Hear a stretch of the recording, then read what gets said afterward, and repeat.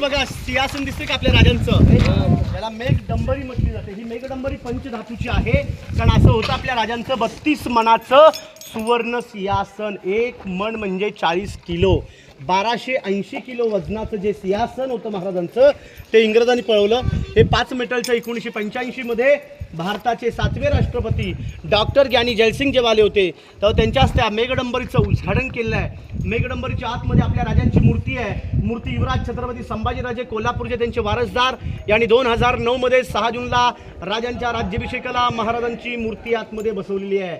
600 किलोची मूर्ती आहे. हा पूर्ण परिसर म्हणजे आपल्या राजांचा राज दरबार. 352 वर्षापूर्वी झालेल्या छत्रपती शिवरायांच्या राज्याभिषेकाची जागा. दरबारामध्ये राज्याभिषेकाला त्या काळामध्ये 6000 लोक उपस्थित होती. मग त्या काळामध्ये इलेक्ट्रिक माईक नव्हतं. कोपऱ्यात बसणारा व्यक्ती आपसामध्ये बोलत असेल, कुजबूज करत असेल तर तो आवाज महाराजांपर्यंत पोहोचला जायचा आणि महाराज तिथून बोलले की तो आवाज त्या मागच्या व्यक्तीपर्यंत पोहोचायला पाहिजे. ही एक सिस्टीम केली जाते, याला म्हणतात वास्तुशास्त्राची रचना. आपण कल्पना केली तर त्या काळातले आर्किटेक्चर्स व इंजिनियर कशा असतील बघा. हा नगारखाना 52 फुटाचा गेट आहे, पण याचीच कॉपी मारली, याची प्रतिकृती मारली आणि ब्रिटिशांनी गेट ऑफ इंडिया आणि मुंबई गेट बांधला. हा नगारखाना, तिथे नगारा वाजवला की गडाचा दरवाजा बंद. जिथून तुम्ही वरती आलात ना तो महादरवाजा आजही बंद होतो संध्याकाळी 6ला आणि सकाळी 7ला महादरवाजा उघडतो. आपण जो राजांचा राज्याभिषेकाचा जो फोटो पाहतो आपल्या शाळेमध्ये किंवा घरामध्ये तो फोटो इथलाच असतो. हा पण त्या राज्याभिषेकाच्या फोटोमध्ये तुम्ही पुन्हा एकदा बघा, एक इंग्रज वकील आपली कॅप करून महाराजांना मुद्रा करतो बघा.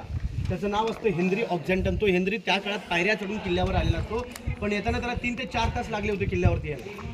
आणि तो जी लोक राज्याभिषेकासाठी येणार होती त्या लोकांच्या स्वागताला गेटच्या समोर 2 हत्ती आणि घोडे सजवले होते. इंग्रज दरबारामध्ये प्रवेश करतो आणि एवढ्या विचारामध्ये पडतो की मी 2 पायाचा माणूस रायगड किल्ल्यावर येताना जर का माझी दमछाप एवढी झाली तर महाराजांनी 4-4 पायाचे बलाढ्य हत्ती एवढे कसे गडावर आणले. हा तो इंग्रजाला प्रश्न पडला. त्याच्या प्रश्नाचं उत्तर त्याला मिळत नाही. त्याने तो प्रश्न आपल्या रोजनिशी वहीमध्ये लिहिला.